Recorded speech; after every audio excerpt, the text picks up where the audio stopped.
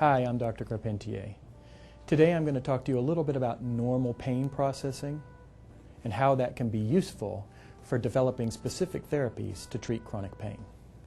There's much more to experiencing pain than simply hurting your toe, having it pull a string which rings a bell in your brain saying, ouch, that hurt. There's actually a very complex mechanism of pain transmission that begins at the level of the skin.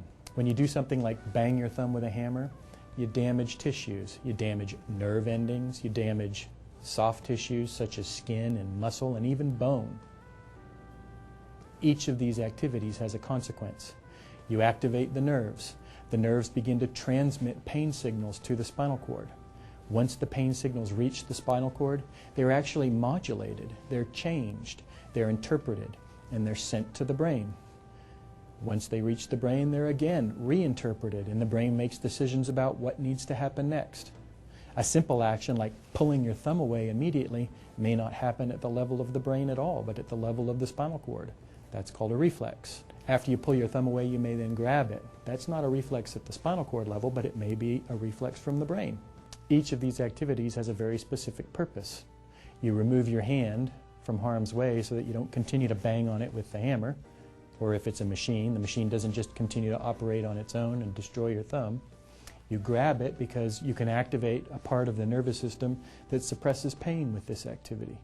All of these things are carefully orchestrated in the spine and in the brain, and in a normally functioning nervous system, the pain fairly quickly shuts down.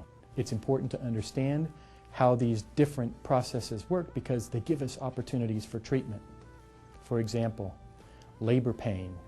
The pain that a woman experiences when she's delivering a baby can be incredibly intense, but it can also be modulated at the level of the spinal cord.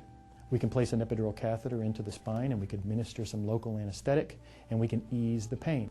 If you're suffering from central sensitization and you have too much volume on the sensation that you experience, there are certain medications that we can use to suppress that, to reduce the intensity of the pain. By understanding how the nervous system normally works, it'll help us understand how to correct problems when they occur. The bottom line is we can target the treatment for your pain. One very well-known example would be a herniated disc causing a pinched nerve with pain in your back and leg. By removing that piece of disc that compresses against the nerve, we can relieve your pain. Morphine works by enhancing the descending inhibitory fibers. What this means is morphine acts like a gate to slow the transmission of pain signals. If we understand why you have pain, if we make the correct diagnosis, we can then figure out what is the best approach to relieve your pain. Again, I'm Dr. Carpentier. I think it's important to understand how the body works normally and why things occur the way that they do so that you can better understand what the problem might be when things go wrong. Something you can do to help me is provide me with good, clear, concise information. Keep a record. I often ask patients to keep a pain diary. Write down what's going on.